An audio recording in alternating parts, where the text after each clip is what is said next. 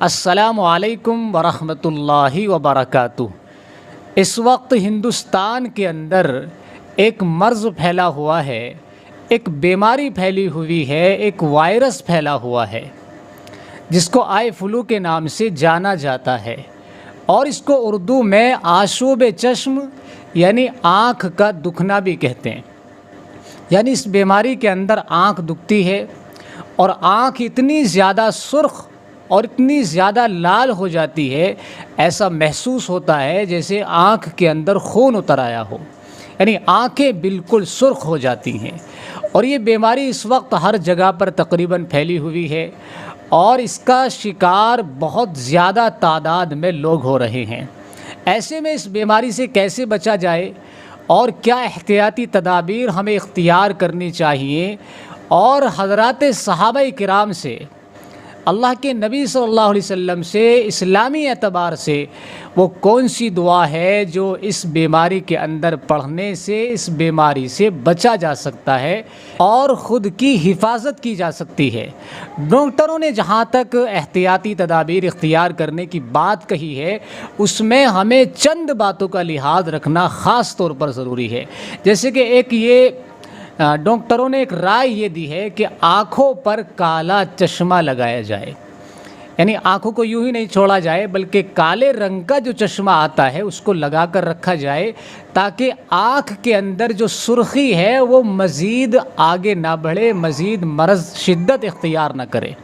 اسی طریقے سے موبائل فون، ٹی وی وغیرہ اسکرین والی چیزیں دیکھنا بند کر دیں، کیونکہ اس سے بھی آنکھوں کو نقصان پہنچنے کا شدید خطرہ ہے، اندیشہ ہے۔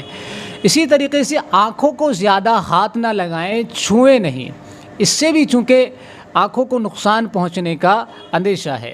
اسی طریقے سے آنکھیں صاف کریں تو صاف کپڑے سے صاف کریں، گندے کپڑے سے، پرانے کپڑے سے صاف نہ کریں، کیونکہ اس سے بھی مزید جو ہے بیماری پھیلنے کا اندیشہ ہے اور مرض کے اندر شدت بڑھنے کا اندیشہ ہے۔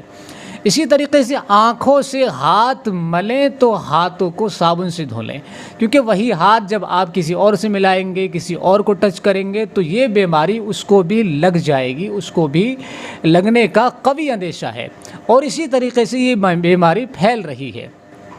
یہاں تک بھی ڈاکٹروں نے کہا ہے کہ باہر زیادہ نہ گھومیں پھریں، خود کو گھر کے اندر رکھیں، چونکہ یہ بیماری 2 سے 3 دن تک رہتی ہے، زیادہ دن تک نہیں رہتی۔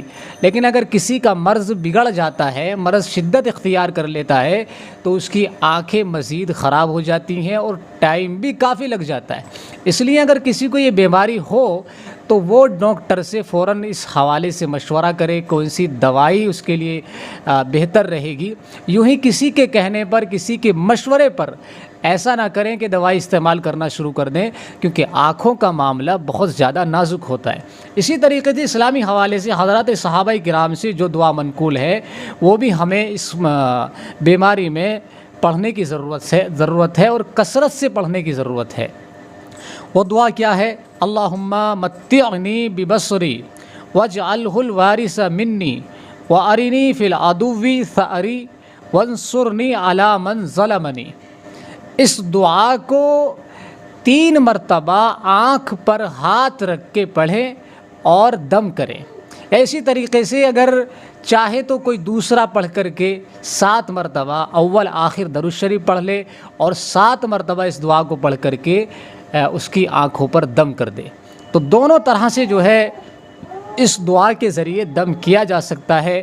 اس دعا کو خود بھی یاد کریں، جن کو ہوا ہے ان کے اوپر دم کریں، اور جن کو نہیں ہوا ہے وہ بھی یاد کر لیں، تاکہ اس بیماری سے خود کو بچا سکیں، کیونکہ یہ بیماری اس وقت ہر جگہ تقریباً پھیل رہی ہے اور بڑی شدت سے پھیل رہی ہے۔ جدھر دیکھو اس مرض کا شکار لوگ نظر آ رہے ہیں، اس لیے اس دعا کا خاص طور پر اہتمام کریں۔